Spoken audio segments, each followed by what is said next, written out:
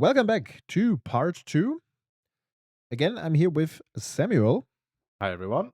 and we're having a look at the top 20 meta decks of Duel Commander. If you have missed the previous part, definitely check that out.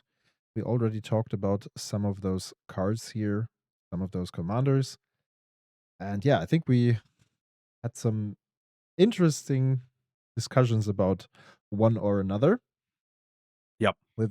Without further ado, let's continue with the next 10 commanders. Next in line is Brigid, a deck that I'm currently exploring. I put it together for the last FNM. I Didn't think, have too much luck with it yeah, on Thursday, that's true. but yeah, I think the things we've seen from the deck and the kind of stuff that, like we've casted a couple of times and played it in a more tuned down version because of the Lorwyn face off we were doing. Um, I think this is a good commander that, as opposed to other creature mid-range decks, has a very clear line to being able to combo. That is a bit difficult to get to, but it does play the game plan around that very well. You have access to really powerful lines with like Guide of Souls, Ocelot Pride.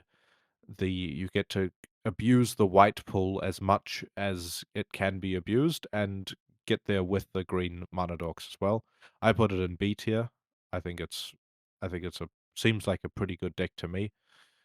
We will see if you keep trying it out. But yeah, that's the kind of that's where it is for me at the moment.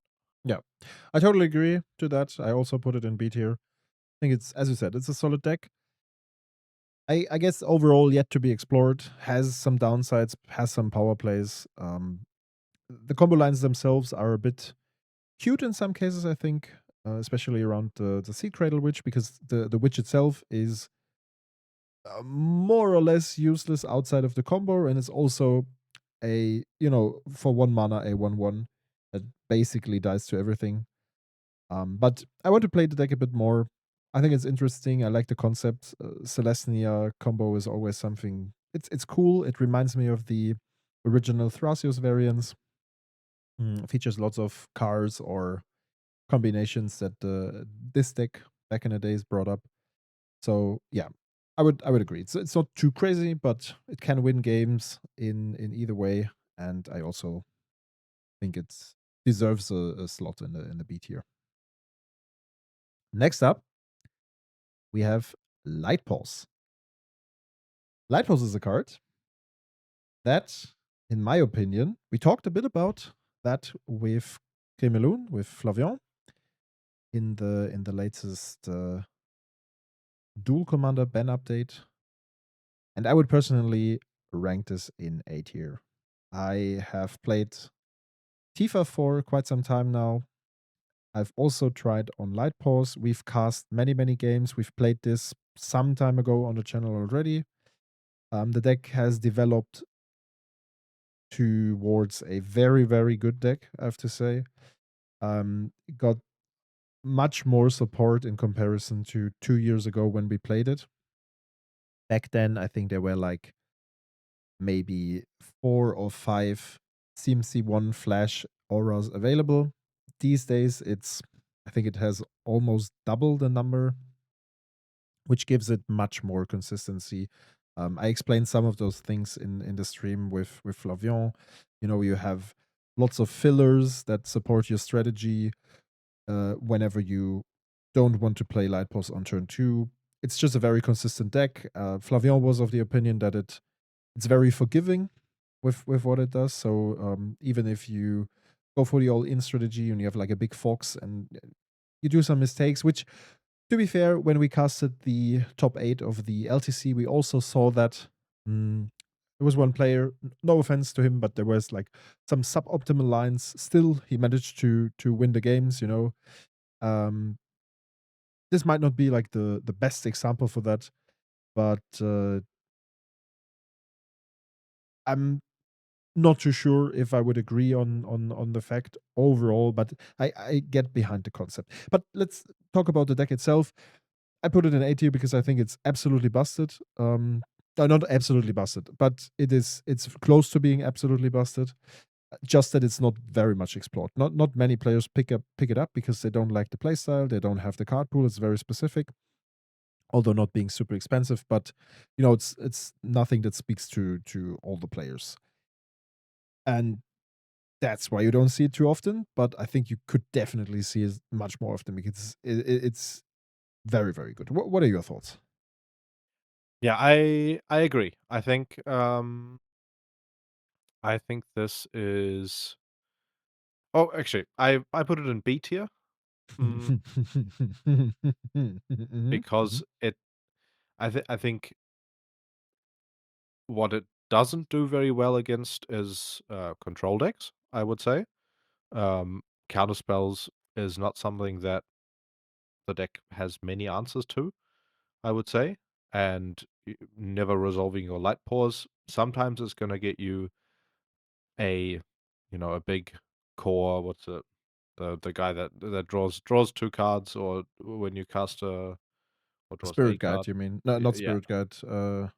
Spirit. Yeah, I know which card you're talking you know the about. one I mean. Spirit Dancer. Spirit Dancer. Spirit Dancer. There is quite a few other threats apart from Light-Paws in the deck, but the really powerful lines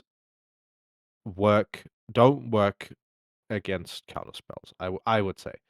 And that kind of puts it in a in a bit of a worse category for me. And Mhm.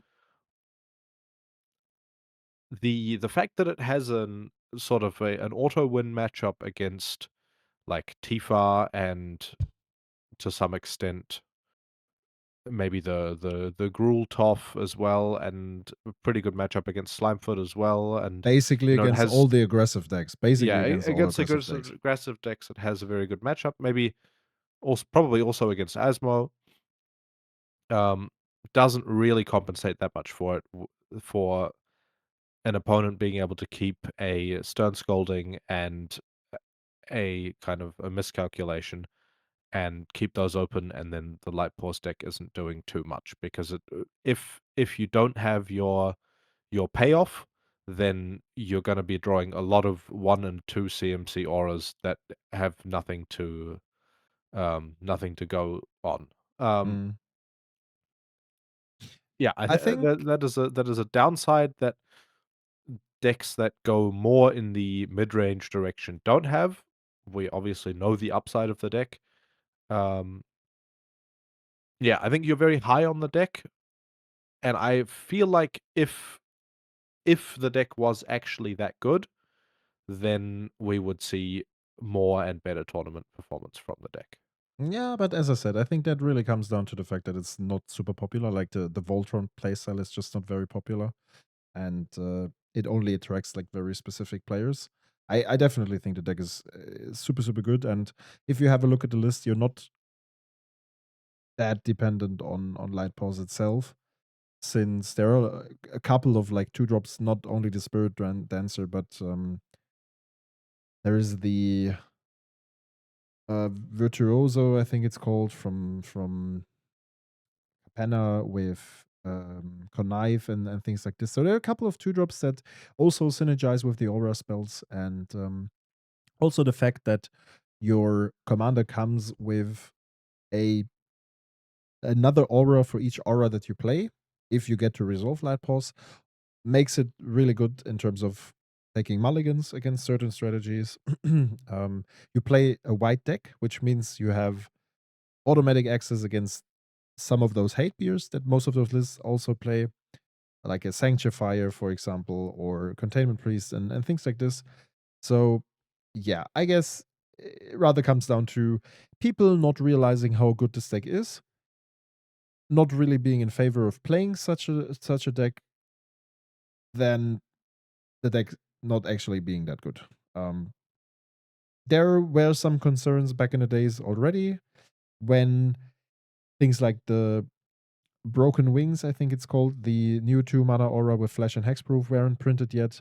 The deck is just getting better and better and better and better, also because the white pool is being supported a lot by Wizards.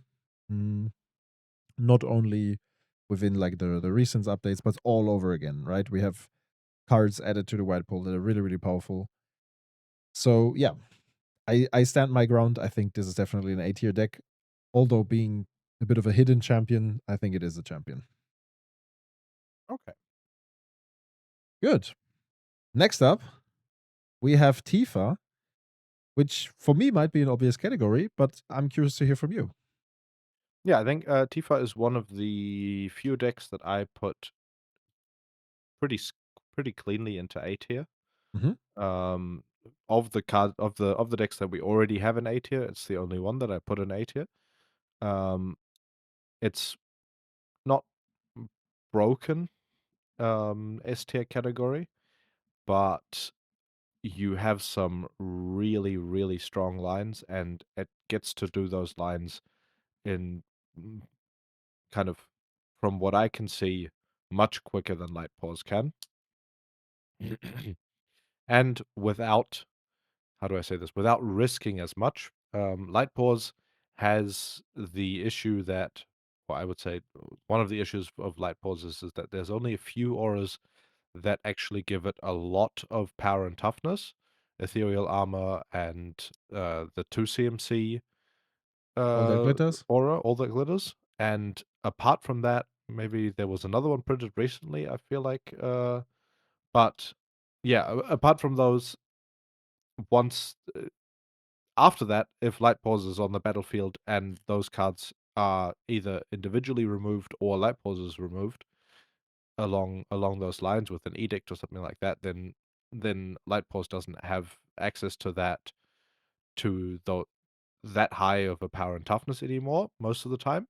And Tifa, in Tifa, it doesn't really matter. In Tifa, you have 20 cards, somewhere around that provide some range of power and toughness boost. There are a couple that are definitely better than others. Invigorate and Biggin, these cards that, they fit into very fast lines in order to win the game with. But kind of Tifa goldfishing to do 20 damage on turn 3 most of the time is very strong, and a lot of the time it also gets to do that while keeping a hexproof spell open or while um, keeping some other form of protection open. Uh, those are the better lines. You also get to play the game a little bit slower sometimes, but I feel like, yeah, most Tifa hands will present a win turn 3 or 4, and have the ability to counter quite a bit of interaction that the opponent could have. Not everything, of course. Tifa can get countered, and there's not that much that you can do to play around that.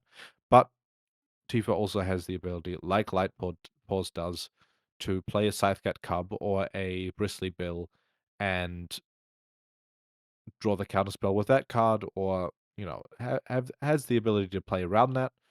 I think I'm maybe a bit biased there as well against Light-Paws and for Tifa, because you've been playing Tifa for quite a bit, and I really know what to expect from the deck, and you're having you're having a bad time if I'm not dead by turn 4 most of the time, and you still have the ability to draw some cards and kill me after that. So yeah, I feel like Tifa is an A tier deck, and you should always be aware of the ability for that deck to kill really, really quickly. Mhm.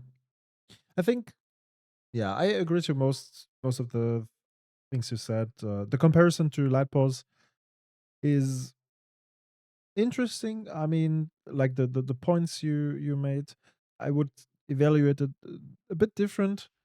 As I said in the stream with Flavian, that there's actually there are not that many fillers for the turn 2 if you don't want to cast Tifa. Also keep in mind that all these flash 1-mana auras also act as a protection spell, because you have the hexproof thing, you have the protection from color XYZ auras that you can play. So that's more or less like a pseudo protection spell. in Light-Paws. But it is definitely a deck.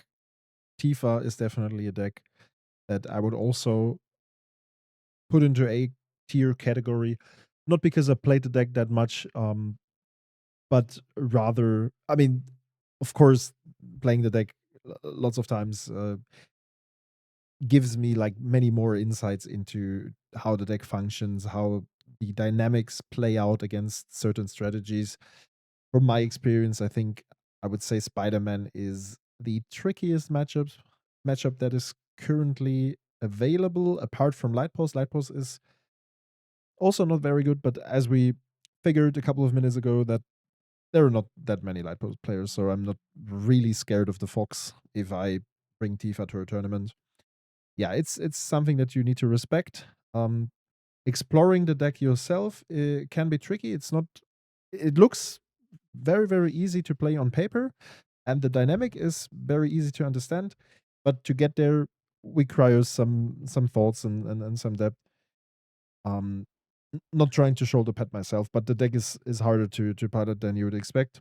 Mm, if you master that, which is doable for anyone, you can definitely be successful with it. And as I said, it has the chance to win against all of the decks there are. It has some more difficult matchups for sure, but I would say the majority of the matchups that you face or the commanders that you face are in your favor, and that makes it a pretty solid deck in the current metagame. Yeah. Okay, over to a really cool card that we both like a lot. Many players, I would say, like it a lot. It's Slimefoot and Squee.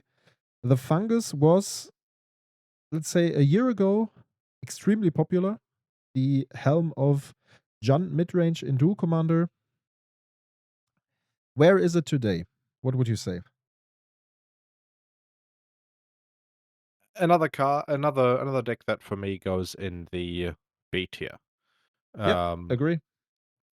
I think it's I would say on par with quite a few of the decks that we now have in A tier. Um, like I wouldn't say that a Aragorn has a naturally is naturally pre has a disposition to win against Slimefoot. I think that that's a pretty even matchup. Hmm. I would say, and I think that it goes that way with a lot of decks. It's a deck that gets to lean into a pretty strong toolbox. You have access to Deadpool in the 99, which you can tutor up in a lot of different ways. You play very strong dork magic. You have a good commander that you can play turn 2 with a dork, and also support some very, very strong lines. You get to do some really busted stuff with Fury. You get to, in the control matchups, do some pretty busted stuff with Grief. And yeah, a bunch of cards that you have very strong lines with, and I would say very much on the strong side. I think, however, it is pretty weak to graveyard hate a lot of the time, and also it sometimes is a bit too fair. You don't have access to those infinite combos. There are infinite combos that you can play, but they're difficult to assemble, and they don't really do that much. It's not like a Jace Demonic Consultation or something like that, a line that, just wins the game on its own pretty quickly. But, you know, some I think yeah, the decks usually don't play those infinite combos. And for that reason, I think although it does have some very strong lines, I played the deck for a long time.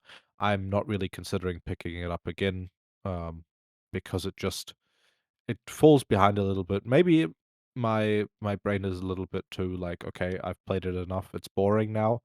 But yeah, I think it's just a little bit standard now, and the it's missing that spice for me. Yeah, I totally understand it. I mean, the aspect of not being too interested to play the deck is coming down to facing it at least 2 times on each tournament, right?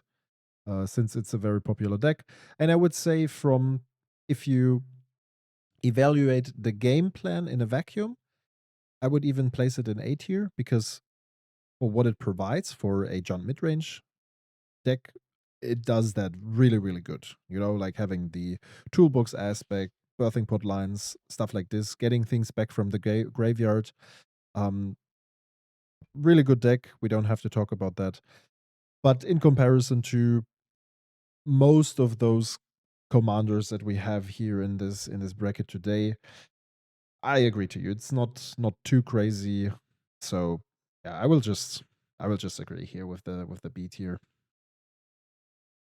Let's move over to a card that we also had in a focus session. It's Toph. You played it in focus. You Yeah. weren't too convinced. Personally, I placed it in C tier. Yeah, I put it there as well. I feel like um, it's a it's an okay commander. It has some pretty powerful lines. I played it against it at the Grail series. Oh, no, I played against it In the Greer in the series, yeah. Grail series. You'll see that for the members. You'll get to see that matchup at some point. I like the thought of the commander. I think it does Gruul magic a lot better than a lot of other Gruul decks that we've had along the way. There was Clothis for a time, and there have been other kind of Gruul commanders. I think this she does it pretty well, but has a lot of the same issues. You know, you have very little to interact with what the opponent is doing. If there are just some cards that do really, really well against it, and also you have the kind of aspect of the the third color gives these creature aggro decks quite a lot. And yeah, you also have the fact that you want to be playing Toph really quickly most of the time, so you play a lot of mana, but essentially she costs 5 because if you play her on 4, the land that you are earthbending onto is going to be tapped. So you want to be playing her on 5, and that's just pretty late a lot of the time, and it's very telegraphed. So the opponent often has answers. It's going to either kill the land or kill the Toph, which either means that the land doesn't have double strike anymore, or that the land is, that the Toph is now on the battlefield as a 3/3 that doesn't do anything. So yeah, it has its problems. It also has some really fast lines, and can do some really powerful stuff. But yeah, I feel like it doesn't have this kind of edge that puts it outside of a fast aggro deck. Yeah. Yeah, absolutely. I mean, in addition to all the things that you mentioned already, let's just say green as an aggressive archetype is not represented. Tifa is an infect style deck. Red is not really good right now. We combine those two colors. Yeah, we have Gruul aggro. I just think Gruul aggro currently is not enough. And Toph is probably the best helm for that strategy, but still a bit too cute and too slow for what it needs to, be more successful in the current metagame. Yeah. Next up, an interesting one. We have the dog, and I'm very, very curious about what you say about Phelia's placement in the current metagame. Yeah. I think I'm a little I think my information basis is not very strong on the Phelia placement. Mm-hmm. I put her in B tier. You Mm-hmm. played it for a long time, Yeah. and I felt like the deck was good but not unbeatable when you were playing it, and that's kind of where it has stayed for me. That does have some very strong play patterns in, being able to dodge sorcery speed removal and usually get at least one flicker off with the Phelia around removal. And yeah, but it also it also is a white deck that, uh, sometimes you're going to have issues that the color white is just not very equipped to deal with. Mm, However, it does present a lot of things that white usually, it has potential to draw a lot of cards, which white doesn't do too well most of the time, and that gives it, it's more of a mid-range control deck than it is um an aggro deck, Hmm. and that's yeah, that's kind of where it ends up for me. Um, yeah, how do you place it in A tier? Because Yeah, yeah, it is yeah. I very did. well presented um in the format. Well, not presented, positioned in the format. We have the tier list for it, kind of the amount of people that play the deck and the results that it does get. It's pretty up there. So I think it's putting it in A tier is absolutely fine as well. For Mm. me, the B tier is just a little bit more populated. Yeah, I get that. I mean, I think just if we look at like all the other decks, and again, we try to compare that within this area here. I think Phelia has lots of tools to beat various strategies that we're talking about today, and the fact that you have like a flash commander grants lots of flexibility. Also, the white Winnie card pool, as I said, with Light-Paws. This one here is much more flexible than Light-Paws because Light-Paws wants to cast a couple of auras. Um, Here you can include many more hate beers, and we see some lists including land destruction, mostly to tackle against Lumra, I would assume. But also in general, there's so much to do with this deck, and there's so much decision making involved. And if you put some effort into piloting this deck, I think you can really achieve some results here. I guess it's a bit overshadowed by Cloud for fair reasons. We will get to that shortly, but still, I think this is a really powerful deck and a really good commander. There are so many ETB abilities printed on cards, and synergies like with Overlord or the Steel Seraph and things where you effectively cheat mana just by flickering cards Yep. is incredibly powerful. And if not, you have this suit of interaction with SimC1 or SimC2 enchantments and artifacts that deal with other things on the field. Very versatile, very flexible. I'm a big fan of the deck, and it's been a while that I went back to it. I will do so in the near future, I guess. Currently exploring white decks again, starting with Brigid. So too white, but yeah, I put it in A tier for those reasons. I think it can it's one of those decks that also has. By the way, it's a really good deck, or relatively good deck against Spider-Man if you know what you're doing. But more because the card pool that you can include against Spider-Man is very difficult for Spider-Man to deal with.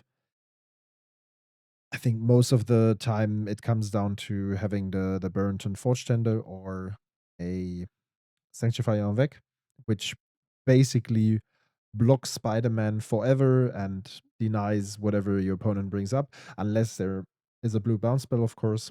Mm, but yeah, as I said, I think a really good commander. I would put it here. I think it's a bit too good to place it in B tier, to be honest. Yeah. Fair enough. But let's go over to a deck that one of our people in our local community is playing a lot. He is very much into lands decks. So both of us have played lots of games against Lumra. You've also played it on. No, I played it on Cam once, but I think you've played it like the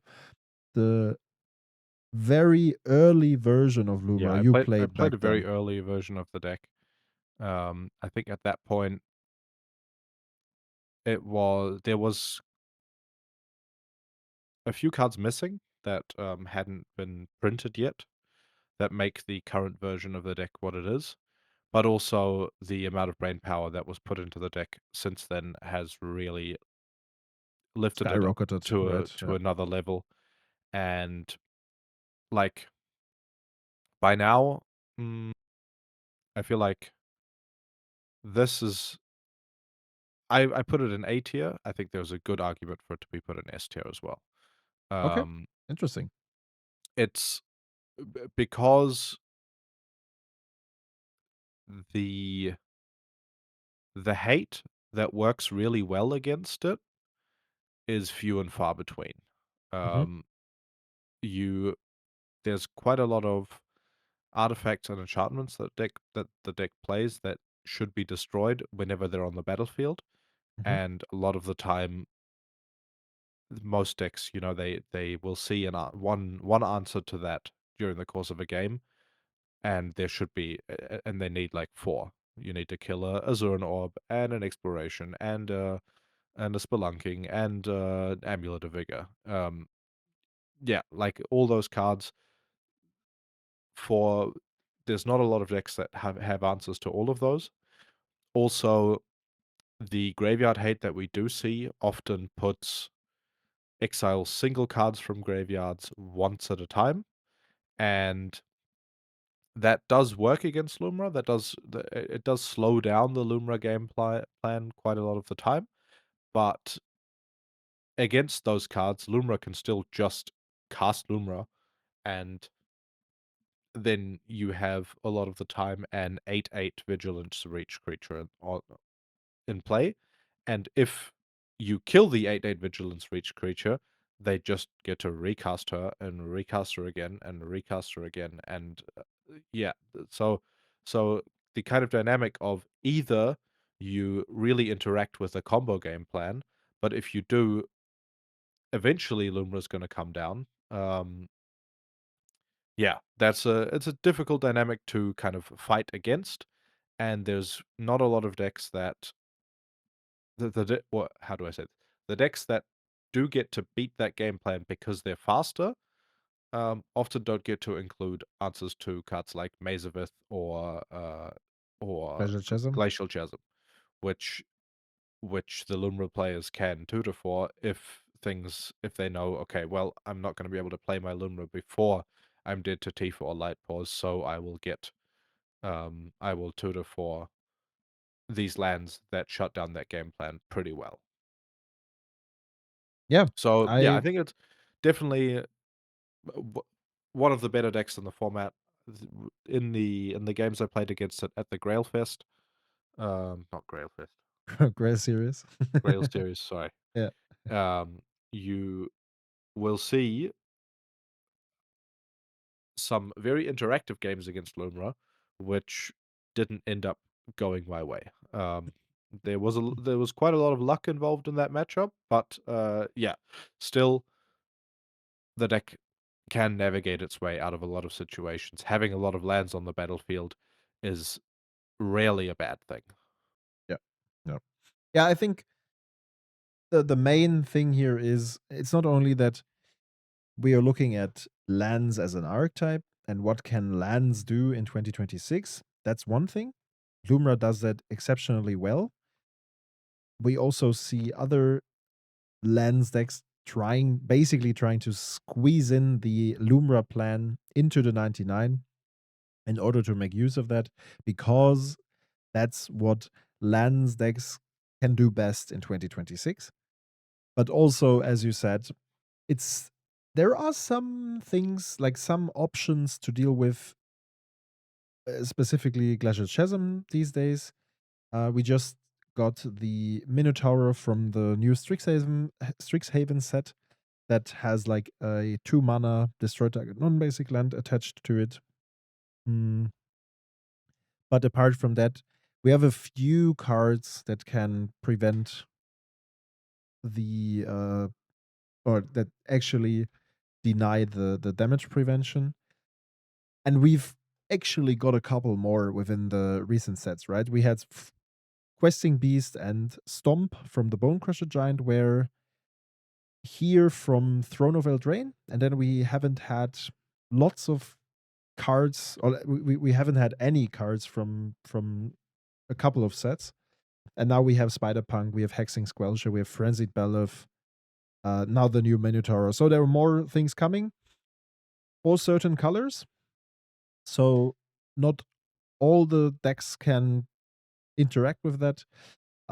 It's still super, super difficult to do that because most of the time, and I think, I would imagine the control matchups are quite tricky for Lumra. Then again, every mid-rangey and aggressive strategy can be, yeah, at least, let's say, delayed towards a point at which you can win the game with the combo with the help of Glacier Chaser most of the time, I would assume. Yeah. And that what makes it so powerful in comparison to Azusa. I think Azusa is the closest comparison if it comes to mono green lands. Also because, Lumra is a really, really good and powerful commander that perfectly fits into the entire synergy of the deck. While Azusa is just supporting the plan, and you're still dependent on which cards you draw and what you can assemble. So yeah, I'm totally with you. Definitely A tier. S tier, yeah, might be a thing, but I think that rather comes down to individual cards in the 99 that help supporting it rather than the commander itself. Because when we talk about Spider-Man, it's definitely the commander itself and the interaction with certain cards. While Well, for I mean, Lumra, for me, it's rather cards in the 99 that are here for ages that are problematic. Just that Lumra has access to it. You get well, my point? I sort of understand your point, but I think um, the fact that you do just have, you have these situations where, okay, either I end my turn with an 8/8 or a 12/12 or a 10/10 Lumra, or I somehow have access to Amulet of Vigor, Zoran Orb, Amulet of Vigor and Zoran Orb, then suddenly, okay, I have infinite life and I have I have all my lands on the battlefield suddenly. And I don't think Amulet of Vigor or Zoran Orb are cards that are at all problematic in the format. I think they're combo pieces that are pretty shit otherwise. And the fact that, you have Lumra in the command zone is that the having that effect in the command zone is what makes the other cards problematic.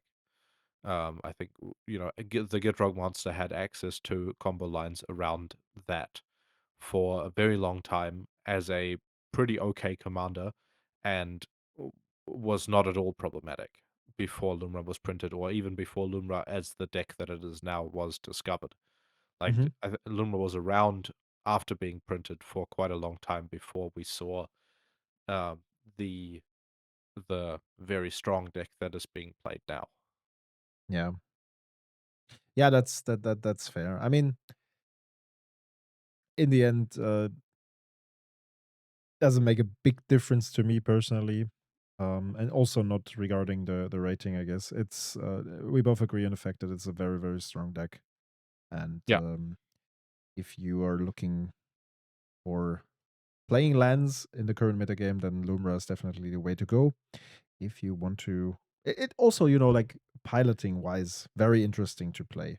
Never gets boring, lots of decisions, very tricky in some situations. So that's definitely uh, also an interesting deck to learn and to explore. Yes, All absolutely. right. Let's head over to Cloud. And I'm super, super sure that Cloud, for my evaluation, falls in a category that you would not agree to because I put Cloud in an S tier actually. Okay, I put Cloud in A tier, so I Hmm. don't think we're too far apart from each other there. Okay. I think I Cloud is also a deck that I've not had that much experience playing against, and you could convince me on this, but I feel like the game plan does have quite a lot of potential to be disrupted. Um, However, the baseline of having access to a sort of sideboard-ish toolbox in the in the command zone, which gets you a Lion Sash against graveyard matchups and um, other very strong cards, equipments against other matchups. Having that ability and also the equipment synergy support that there is, along with the strong mono white game plan, gives yeah puts Cloud in a pretty strong setup. I put it in A tier. I think that just comes down to me feeling like um how do I say this? I feel like Spider-Man is definitely the strongest deck in the format, and I don't think anything is kind of worthy of also being in the S tier spot. Okay. Yeah, that's Um, fair. I think Cloud is a natural predator of Spider-Man. Mm, just that people did not really discover that. And also, there's also an ongoing debate regarding Tifa being way too strong and that Tifa should be banned. There are some voices that think that Tifa is way too strong. And I always say, well, then just tell your people to play Light-Paws and all of a sudden you don't have any problems. And I think regarding Spider-Man, it goes in a similar direction that people don't realize how difficult the white matchups are. Here, I think Cloud and Phelia are very close to each other.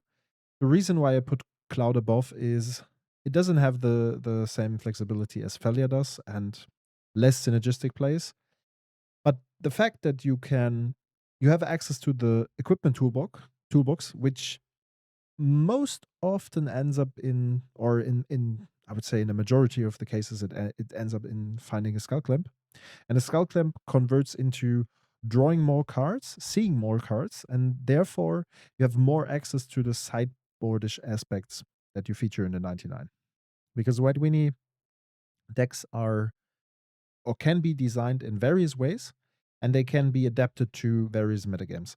We saw that with Ambroise, who won the Relic Fest.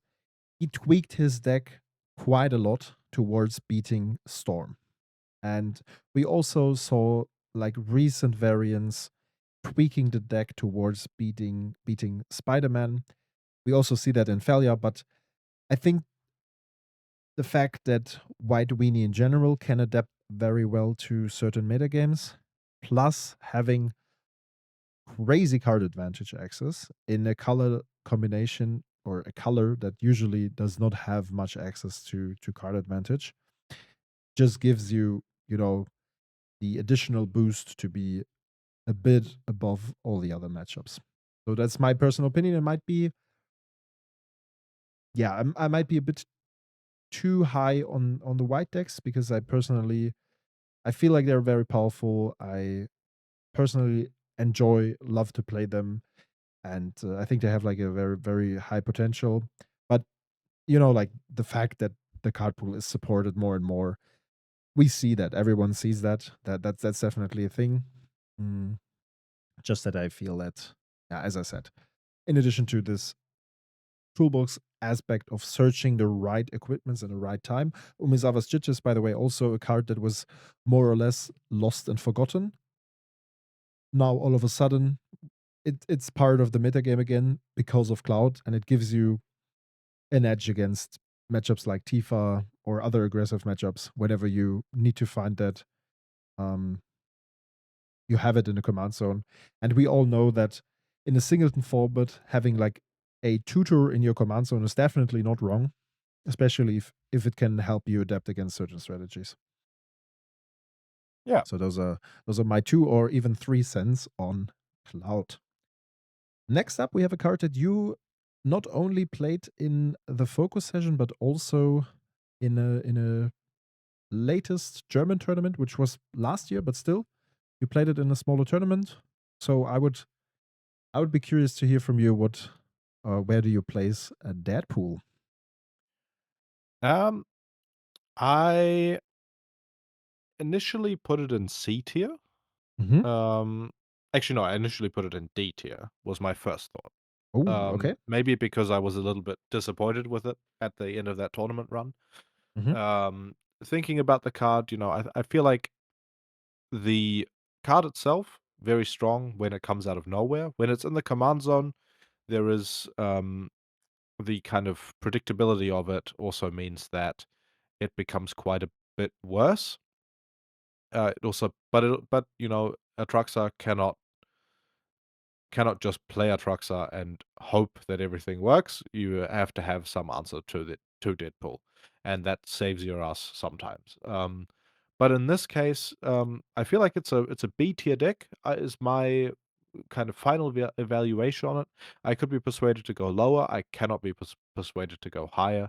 I feel like, yeah, the impact it has on the format isn't as high as we thought it would be when talking about it initially. It's a really Mhm. powerful card, but I feel like um, the format has kept up with the pace of Deadpool. I would say, like, Definitely.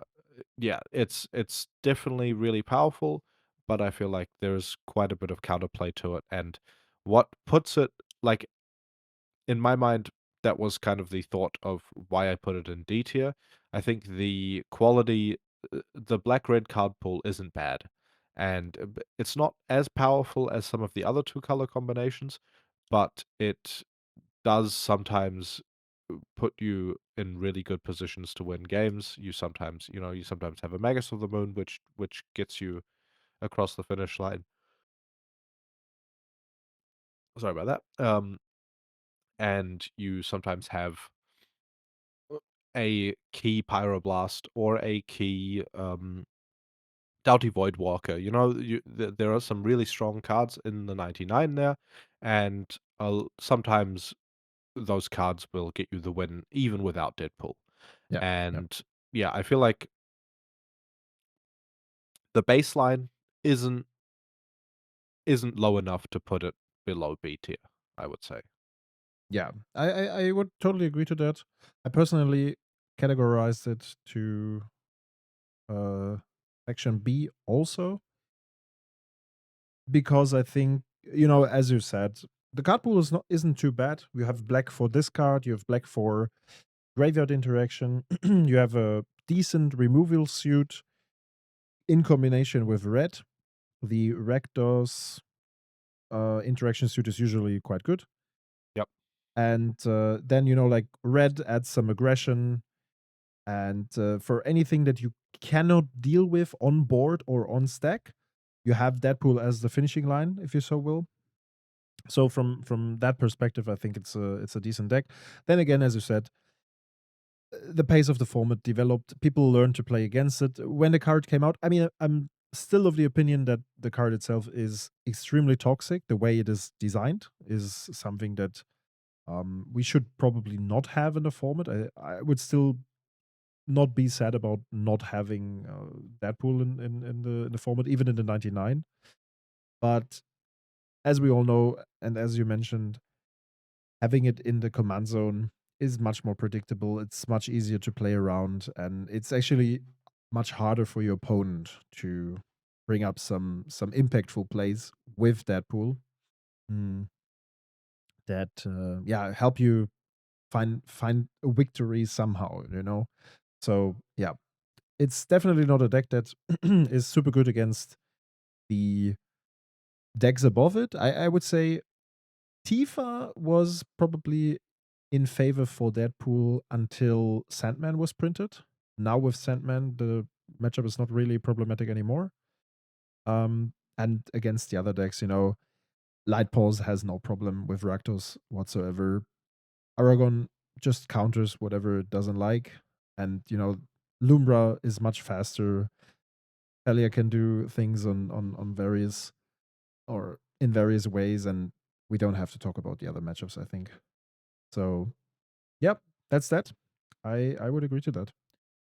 Last but not least, we have the recently added, more or less recently added, Tasigur, a card that you played in a focus session, a card that you played at the latest Grail series.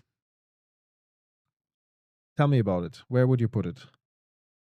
Yeah, so there might have been a time where I put it in S tier. Okay. Um, Not anymore though. My Okay. experience with the deck is it's a strong deck, definitely. Um, I think I did also make some mistakes at the tournament, but not that many. And I feel like it's definitely definitely the best counterspell control deck in the format. Mm-hmm. I Better agree. than Aragorn, better than Atraxa or Tivit or Hidetsugu. Um, you do have some issues though. I think white is a color that adds a lot to the control game plan nowadays. You have like any day I would rather be playing a Swords to Plowshares than a cut down. Um, Definitely. and yeah, the kind of restrictions that you have on some of the removal spells that you do really need to play because you have to kill a Spider-Man, you have to kill a Cloud, you have to kill a Tifa. But then in other situations, you don't have the answers um, to kill a bigger creature or some form of creature that dodges the usually pretty specific black removal. So I've put Tasigur in A tier. Mm-hmm. I think there are some really powerful lines that you can do with Tasigur. I would never be think, oh my god, this is a free matchup playing against Tasigur if whatever deck I was playing. Um, but you do have the downside of you have a very predictable game plan, and a lot of the games kind of tend towards winning the game with combat damage. Um, and if you try to commit to that game plan, sometimes it's just not going to work because Tazigor getting killed will stop you from replaying him for 1 or 2 rounds most of the time, where you need to do some more setup. You have some games where you keep a very control-based hand that just doesn't have any fetch lands and doesn't really fuel the graveyard. You have a couple of counter spells, and then turn 4, you're sitting there with 3 cards in the graveyard, and you are very far away from being able to resolve your Tazigor. Um, some games you can have a Thought Scour turn 1 and turn 2 um, play Tasigur with a Force Spike open. Those games do exist, and they happen pretty often as well. Um, so yeah, I think there's some really strong lines that you can have with Tasigur. It does have its downsides as well, and uh, yeah, I think the playing the combo game plan of Demonic Consultation and Jace is something that you do need to do, but often you are committing basically all of your cards in hand to controlling the game plan that the opponent is having, and having a Tainted Pact or a Demonic Consultation or a Jace in hand during those situations makes it makes it really difficult. Um, Yeah. Yeah. yeah, Yeah, I think so in comparison to the other control decks that we talked about that are also listed here, it kind of trades power for pace, if you so will. The fact that you can bring down Tazigor much earlier for most of the time only 1 mana, presenting a 4/5 body is a big thing. Then again, in terms of quality, the activated ability from my experience is most of the time very much, yeah, it's basically gambling whether or not it's useful or not. Sometimes you can be lucky having like a variable spell in the graveyard, and then you hit 2 lands, and your opponent is forced to give it back to you. But yeah, the bigger your graveyard becomes, and the more less powerful things there are, the less attractive the activated ability becomes. So in terms of card advantage, Tazigor is not the deck that shines that much. But the Sultai card pool seems to be interactive enough. And for the threats that you can't deal with because the colors don't give you the thoughts and other very powerful spells, you have the 4/5 body that can act as a big blocker, and you can play it all over again and do things. So I definitely agree. I was speaking a bit higher of it initially, especially prior to the Grail series, and when the deck was out, and when people started finding really, really good lists, like because the lists were going in various directions and featuring the Eldrazi's, featuring the Hullbreaker Horror, and at that point I felt like, okay, now we're arriving at a point at which the deck has developed towards a really solid list and not just people playing around with 10 or more sideboard cards that they want to try out, which definitely alters the entire result or the results that the deck made in top 8 finishes and stuff. And even beyond that, right? We had some first finishes from big players in big tournaments. So yeah, I totally agree. I will also place this last candidate in A tier. All right. With that, we are at the end of our very first Duel Commander tier list. What do you? Interesting venture, I would say. I Yes, think definitely. this is not something that we will be updating regularly. I think every now and then there will be maybe if we see big meta shifts, then we will maybe revisit these tier lists as we mentioned in the beginning. We pick the top 20 now. There are definitely decks that perform at tournaments that are not on this list. Yoshi Yeah. variants, Glob, Airtie, Grist. There Lots of are things, other lots of things. there are lots of other strong decks around that are not on this list that would slot in somewhere here. There might even be a deck that we might consider A tier that isn't on here. There's going to be a lot of decks that we might consider D tier that aren't on here. Um, we'll just have to, yeah, maybe next time we'll include more, but it took us quite a while to get through all of these already. So yeah, we'll see. I think this is a good thing to kind of do every now and then as an intellectual exercise in order to kind of stay honest and put into context what kind of decks are around and think about how strong they actually are. Mm, Which is and not too yeah, easy, to be honest, because you have to have some insights, ideally from playing the deck and also playing against the deck, which we cannot provide for all of those commanders, but lots of those commanders we've played and played against. So yeah, I think this is definitely not set in stone.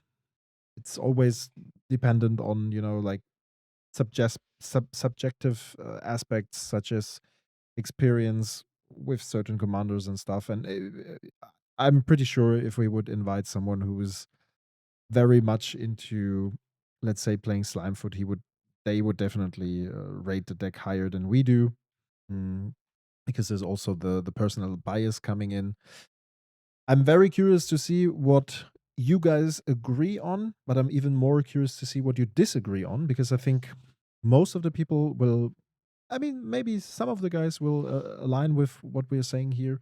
Others might say, well, you might be a bit speaking too high of Tifa, for example, because you're playing the deck lately. Or maybe Samuel, you think that Tasigur is a bit too good if you look at like the overall performance and stuff like this. So that's, as you said, that's what I think is interesting about that, having this intellectual